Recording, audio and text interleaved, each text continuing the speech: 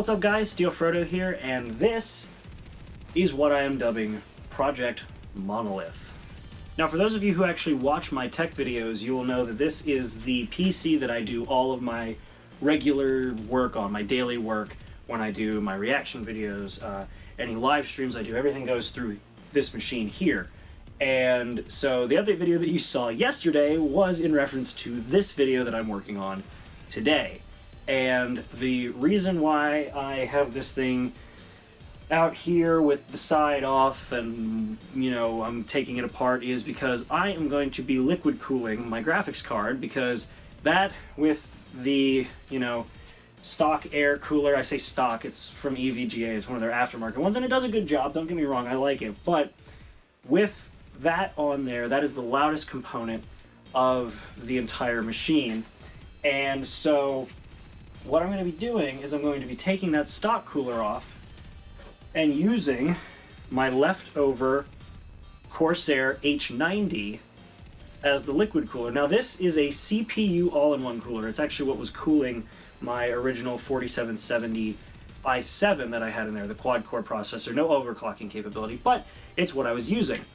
And then I got a 4790K, and I've been overclocking it to get, you know, faster render times out of Final Cut and things like that. And so I opted for the dual radiator setup that I have running at the top of the system so that it can exhaust air out of the top. There's more surface area for the vents, and in general the radiator is going to be more efficient. But I had this left over and I figured this is going to either collect dust or be useful, so I figured why not make it useful. So we're going to be taking the stock cooler off and we're going to be installing this. And there's a bit of a twist. I am going to be using zip ties to mount this. Yeah, you heard me right. I'm using zip ties. Now, if you decide to do this right out of the box, you're not going to have to do this, but if you did like what I did and used this on a previous system, you are going to have to remove the mount that lets you hook it up to the board for, you know, whichever respective processor you were originally using it on.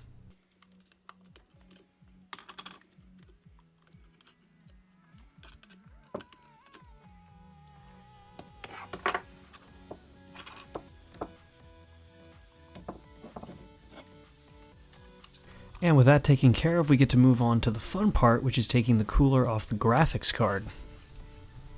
Now obviously first you have to take the graphics card out of the machine, and if you put it in there you should be able to figure out how to take it back out, but I'll give you the instructions anyway. So if it's a dual wide card like what I have, you'll have to take out the first two screws. Also make sure to disconnect the power that's running to the card. There will be a small tab on the PCI Express card lane. Simply undo that and the card comes right out. Ta-da! Look how pretty the card is. Now this is going to be the tricky part. Depending on the card that you do this with, you will have different instructions to take the cooler and the backplate off. But in my case, I know pretty well how to disassemble this card, so I'm just going to fast forward through this part.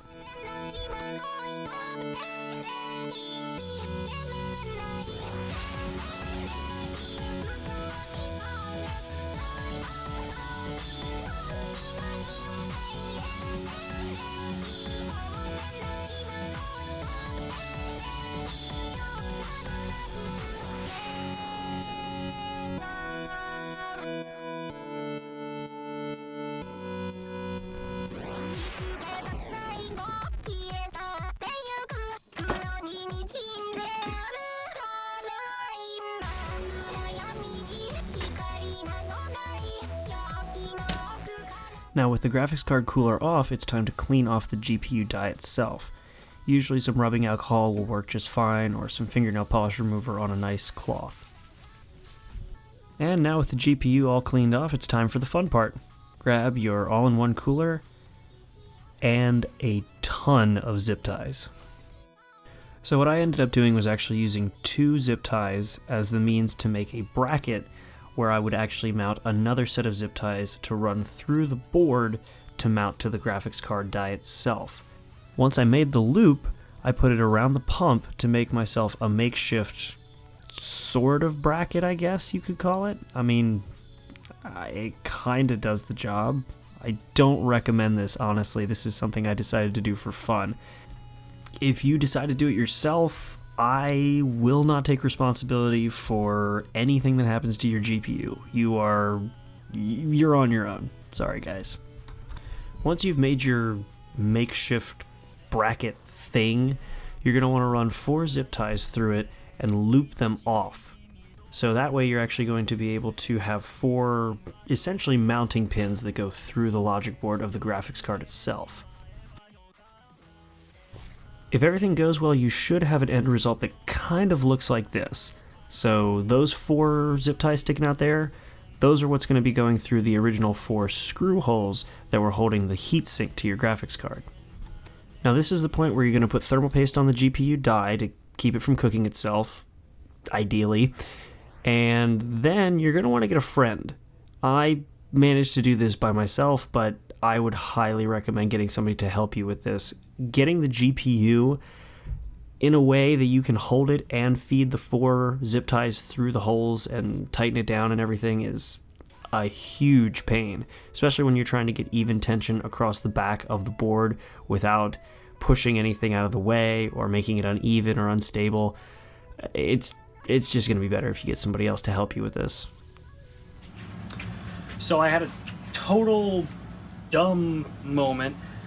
The original idea was to mount this monstrosity that I made to the rear exhaust. Sorry about the background noise. I'm downstairs and the heater came on, but I was going to mount this as a rear exhaust radiator, but instead it looks like I'm going to have to use this as a side exhaust radiator. So yeah, that's a thing now. So I am taking the sound dampening piece off the side of this, which means that my case will officially no longer have any of these little sound dampening components to them anymore, even though that was kind of the original reason why I bought the case. And I'm going to be mounting the radiator there. Then we will be reattaching the GPU, seeing if I did it correctly or if I'm going to see temperatures that spike up way through the roof, and put it all back together. So yeah, that'll be fun.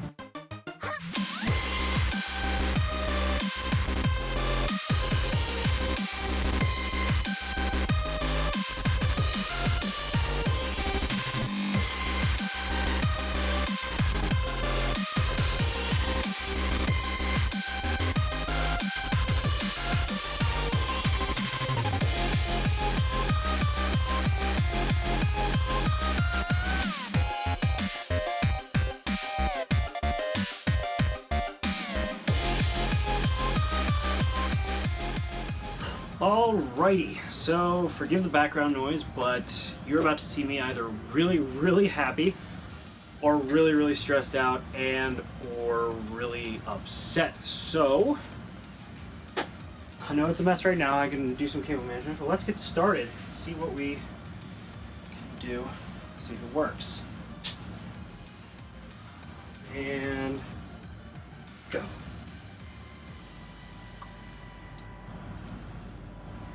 Okay.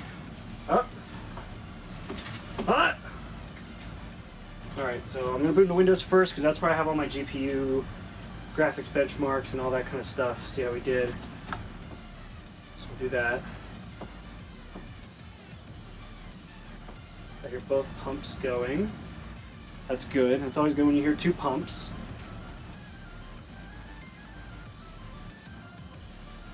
Alright, so let's see how we do. Come on, Windows.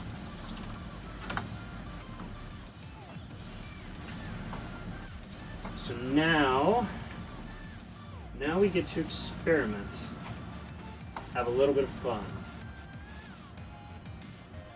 See how our redneck engineering did.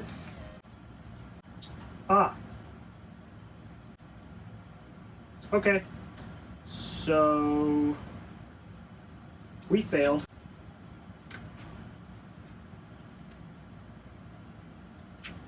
Alright, so I don't know if you can see that on the screen. I doubt it because I have the camera on auto aperture, but didn't work.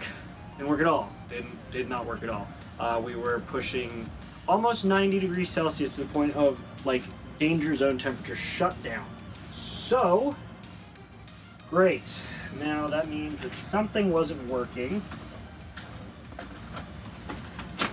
And I am going to have to figure out what.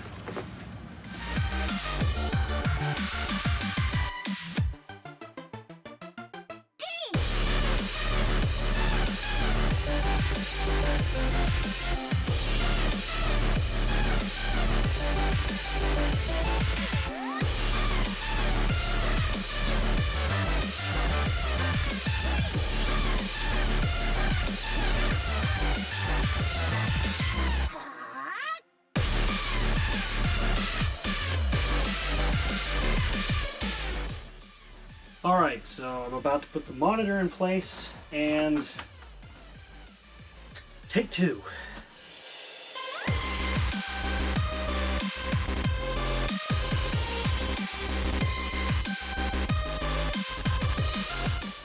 Alright, let's give it a shot. Oh, that's a problem. That side fan's going 100%, isn't it? Yeah, it is. Oh boy, that is 100% of knock to a fan right there. I don't remember my login for Steam! Let's open up our monitor real quick. Now that I've let the GPU cook for a little while, let's see how it's doing. I just don't want to cook this GPU, it's expensive. Haha! That's more of what I was hoping for. Okay. Alright, so if you guys can see, I don't know if you guys can see it. Now, it's noisy, which is something I'm going to have to fix. But I think we did it. But let's see how we did. Let's see if we actually made a difference in our performance. We're on Fire Strike and see how it does.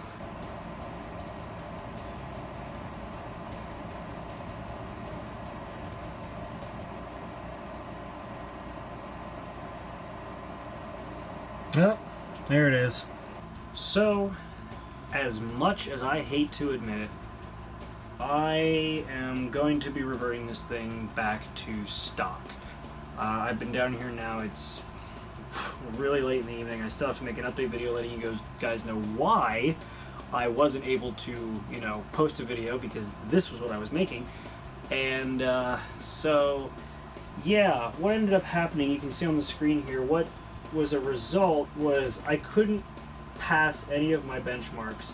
And in fact, when I look at my diagnostic screen, if I can actually get to it, I had it up, there it is. So if I look through my diagnostics, my graphics card topped out at 81 or 82 degrees Celsius. Now, those are very, very uncomfortably high numbers, especially for a liquid-cooled system. Now, I know it's not technically liquid-cooled in the sense that I didn't get a water block and I didn't run piping and all that kind of stuff, but either way, it is cooled via liquid, and it didn't work. It did not work at all. And while at idle, I do get stellar temperatures, like low 40s. Overall, the actual cooling efficiency of EVGA's ACX 2.0 cooler that they use for the Win edition of their graphics cards, they did their research. And they definitely are able to cool this thing. While it is loud, this thing has never, with the stock cooler, mind you, this GPU has never exceeded upwards of 75 Celsius under full load. So, I'm going to be reverting it back to stock solely for the reason of it can't stay like this. Yes, it is nice to see that at top, at full clock speed, I'm running at 42 degrees Celsius, but when you actually put any load on the GPU, it just goes out the window. The cooling doesn't matter anymore. It's just ruined. So, with that being said, enjoy this time lapse of me taking everything back apart and putting it all back together the way that it was before.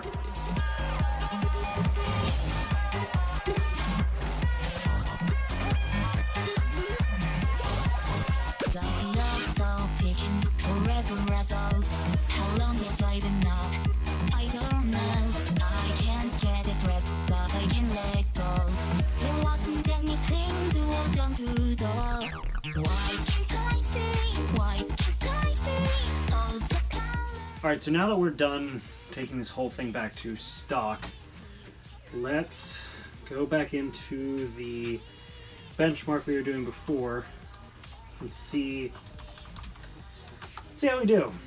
It'll be interesting to see. Mainly because last time was not was not very good. Excuse me.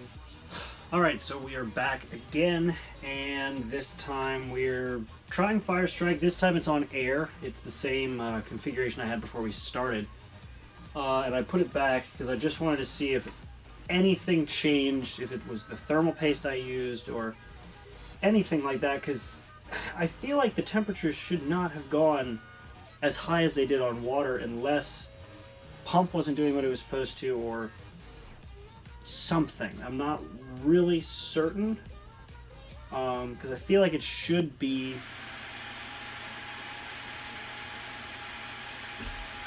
okay. That doesn't seem right. Okay, fans went all the way up to the freaking max. What the hell just happened? What the hell was that? What on earth just happened?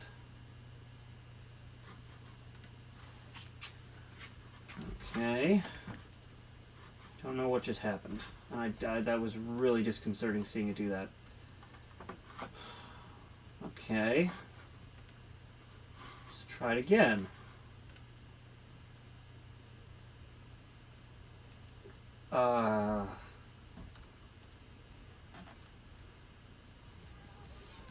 Thermals, maybe? I've never heard those fans go up that high before. Could be the thermal paste. Very well could be the thermal paste. Let's find out, shall we? I don't know why it didn't give me the little notice at the end there.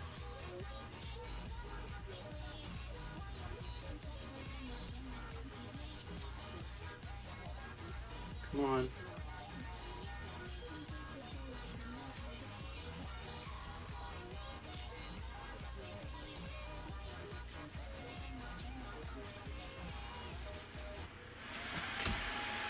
Okay, that's not good.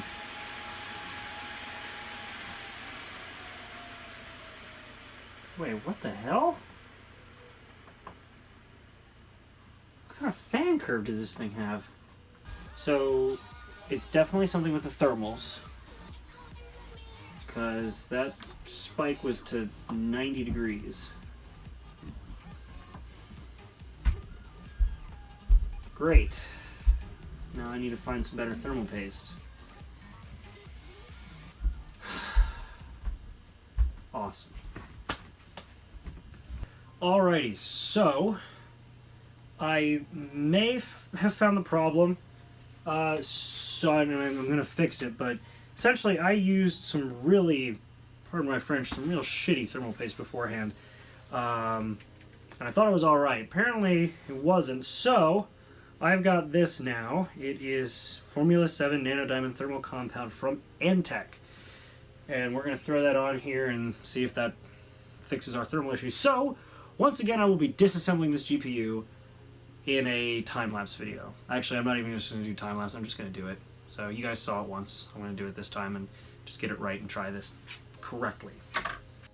Okay, so I just wanted to point out while I had the GPU apart, look how thin that thermal paste looks on this GPU. Like, look how thin it's spread out. No wonder it was getting so hot. Good God. That got really, really thin.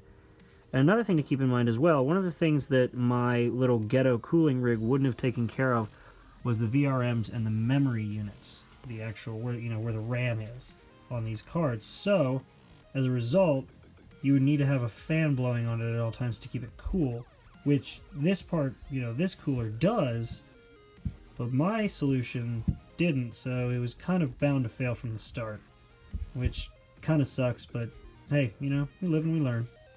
Now, for reference, and bear with the shaky hand, I'm trying to do this with one hand. For reference, take a look at this thermal paste here, and how it actually applies. See how much thicker that is? Look at that.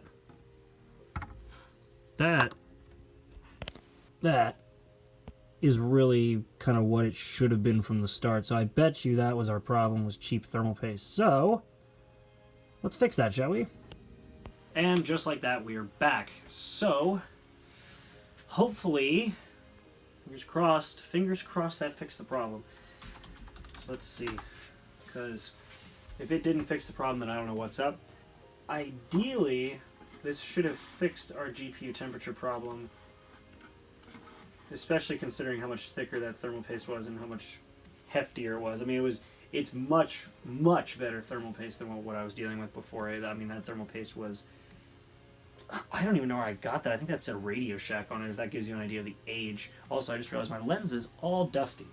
And now the lens isn't all dusty anymore. So... fans aren't running on the GPU, which is fine. They're not supposed to run when it's not at load.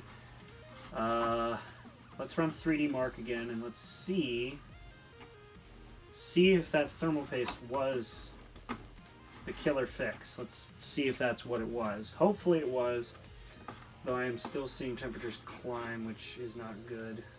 As long as we don't peak out at 90 like we did before, then we should be alright. But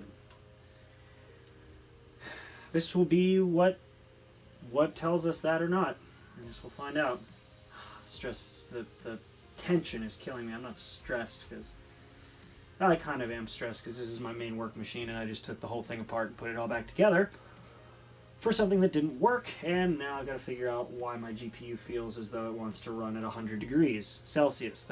That's boiling for those of you who are Fahrenheit American readers. So, which I'm American, but I use Celsius to judge my thermals. Anyway, I'm getting off topic. Let's see if we fixed it, or if we're still dealing with insane temperatures. Okay, I hear it running. Okay, fan 1 kicked on. Fan 2 is still off, I think. Nope, both fans are on, but they're not running anywhere near where they were, so that's good. Actually, they're running really quiet. That's quieter than my liquid cooling solution, which is kind of a slap in the face. Alright, well, I'm just going to let this run and see what happens. Well, I finished the test, and I got a full score in Firestrike of 10,391 on the first shot. And normally I have to do a little bit of overclocking for that, or, fiddle with some of the settings, or, things like that. Normally I have to do that. And I just left it where it was. I think it's at a preset that I already made. I think it is. Let me see here. Yeah. It was at a preset that I had already made. It was at the highest preset that I had already made, which was actually kind of unstable, and I had not been able to get it to pass Firestrike before, and it passed Firestrike now. Okay, but now it raises a question that irritates me, which is, if I had just used this Antec Formula 7 Nano Diamond thermal paste to begin with, keep out of reach of children, would I have gotten an entirely different result with that liquid cooler? Well, I guess we'll never find out. And as disappointing as that is, I had a thought while I was putting this all back together and checking the thermals and things like that. And that thought was, while liquid cooling one GPU is really, really cool and gives you a lot of kind of headroom for overclocking and things like that, the problem that I would have run into is the fact that I don't really have enough space in this box at all anymore. At least not after I've finished with all the hard drives and stuff. I don't really have much space to add a fan another fan. There's already 2, 3, 4, 5, 6, 7, 8 if you count the GPU and the power supply fans in this machine. So adding another one is not really possible, especially considering that this sits on carpet, meaning that it is not going to be able to pull in air from the ground, and I need to be able to cool those VRMs on the top of the graphics card and on the underside of the graphics card, which the air cooler does fine, but the liquid cooler would kind of take that away. So my thought was, well, what if I removed this entire system from its case? Obviously not now, but if I removed this system from its case and got the next step up. So Monolith right now, Project Monolith, is in a fractal define R4 case, and I got this case because the actual building options, how much stuff it gives you right out of the gate, is amazing. And I needed, obviously, all of these hard drive bays, considering I have 2 SSDs, a 4 terabyte, a 3 terabyte, 2 terabyte, and then 3 1 terabyte drives. I needed all those hard drive bays, but I've never used the CD drive.